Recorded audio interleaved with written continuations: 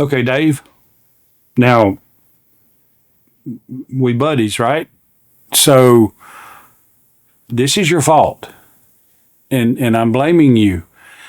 And so when my wife finds out, I'm telling her it's your fault. And you got to stick with me. So here we go. Oh, check this out. Okay, so I really hadn't been watching any of the new videos on these Ozark Trails knives. But apparently 14C28N is the blade steel on this new knife, and it is called the Valor. So let's check it out. You didn't click on this video for me to talk about what was on the box. So this is an aluminum handled version of the original 7.5-inch knife. This, seriously, I love that blade. I really do. I think we're going to probably still have the same blade. It looks like the same pocket clip, to be honest with you. This reminds me of the Iridium for some reason. The overall design, I'll guarantee you they ported the CNC program over to this knife's design program, because there's really not a whole lot of changes that I can see. The angle of the pocket clip is the same. Jimping is gone here, and there's no jimping on the back. Let's see any other differences.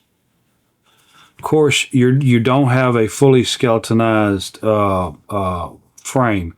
You've got a partial, I keep calling them back straps. I don't know. They are what they are. It's the back of the knife. And it actually comes around the front here. A lot of these knives don't have it coming all the way around the front, but it's got an integral lanyard loop. It appears to have the same number of screws as the original.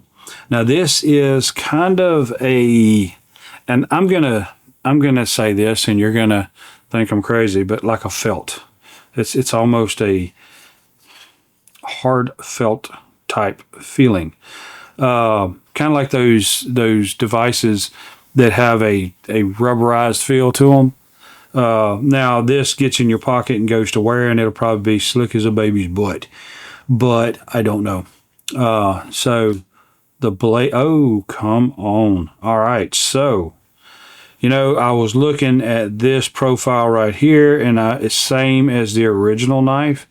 And so I was really kind of figuring it was going to be the same knife profile, but it is not.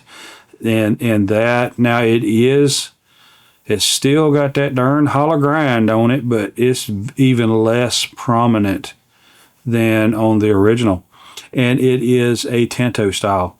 Now, for those of you who don't remember or ain't as old as me, you know, the hills and all. So the Tanto was originally brought out as a penetration knife. And let's just check. Yeah. Okay, it's very sharp, but it is much sharper towards the top than it is the bottom.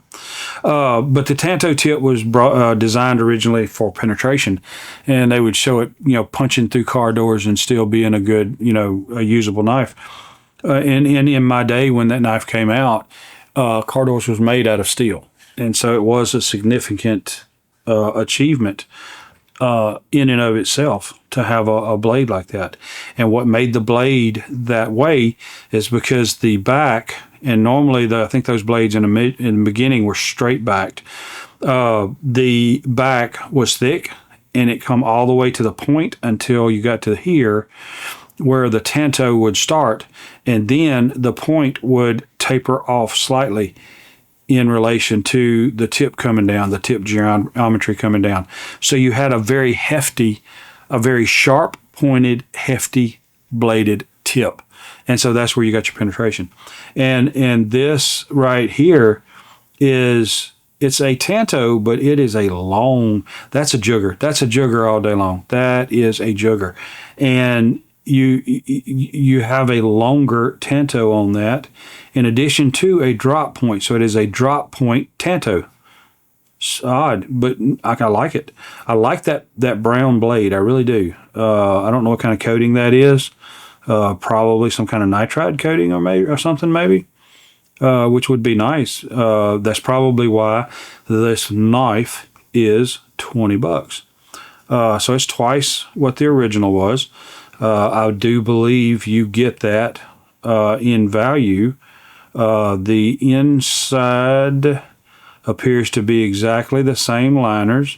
So it appears that they basically left the liners uncoated, put a back strap on it, changed the blade up, and slapped some sides on the same knife. The bearings seem to be the same. It's, of course, a flippy floppy blade, just like you would expect. And the timing is not, it's easy, but it's not as smooth as this one, because this one's got over 4,000 openings on it. But that blade opens just nice. Side to side, there's no play, but there's flex. Up and down is nothing. It is not moving. I'm going to say,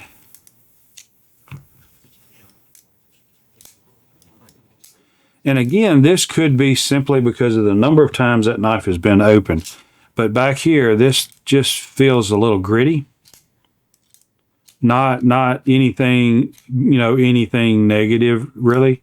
It just feels, I don't know, it's just got a little grit to it. Let's put a little bit of, you know what? Let's put our homemade stuff on there. It's got the graphite in it. Just because.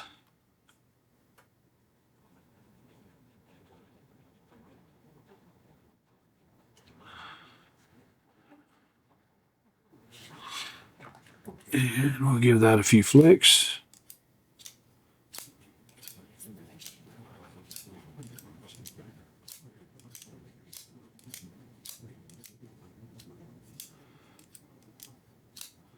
So, to be honest, I think it's starting to already, just with a few openings and closings. So it's probably some sharper edges inside on this lock. So that is definitely feeling more smooth. So this is probably as smooth as it is because of the number of times it's been opened. Now they do appear to have, yes, they have. They have actually changed the stud here, the cross lock. This is a shorter, more compact profile. And it also appears that they have changed the thumb stud as well. This is a larger thumb stud, but shorter. So you've got more stick out here. This thumb stud here is well proud of the edge of the handle and probably even proud of the side of the knife. Easy to find and easy to get to. This knife right here, I have to find it. It's not bad. This, I'm gonna tell you, just make this your everyday carry. If you're like me, you carry a good knife and a trash knife. Hey, you know what? This might be your good knife. And I don't mean that in a negative way towards anybody. But, I mean, I carried knives like this, and I would buy two. One would be my good knife, and one would be my trash knife. And I just carry the trash knife in my off pocket on my left hand, my left pocket. So this right here, I believe, has every right to be your good knife or your trash knife, however you want to carry, depending on what it is. This knife right here, I like. I definitely like this knife. I have zero complaints about this knife. I really don't. Now, will I do a torture test on any of the new Ozarks? You know, the 3000 Flickums. I don't know. That took a while. It took a while and a lot of effort. Because I'm telling you, I'm not just saying I did that. I did that straight through, nonstop, 3,000 times. My fingers were sore. Some may or may not.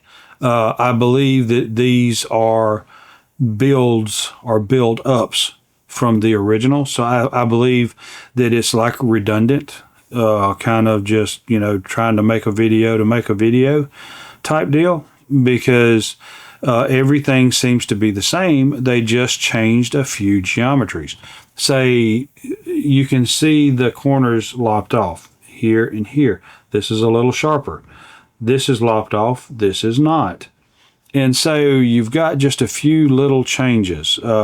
Seems this geometry is not as more flat than this is more of a 45, kind of a swooped in and flat. This right here is contoured for your fingers. Again, you have that blade jimping on the back, and I think that's good. I believe that you should be able to have every bit of confidence in the lockup on this knife that we do in that one. So I am well pleased to have this knife, and I'm gonna carry it. I have to. I have no other choice. I carried this one for a little while, and so I'm gonna carry this one for a little while. And as a matter of fact, I don't know. This might take the place of my beef. We'll see. Anyway, I appreciate you being here. I enjoy spending time with you, and I'm gonna see you next time. Your time is very important to me, and I thank you for spending it here with me. Thanks, and God bless.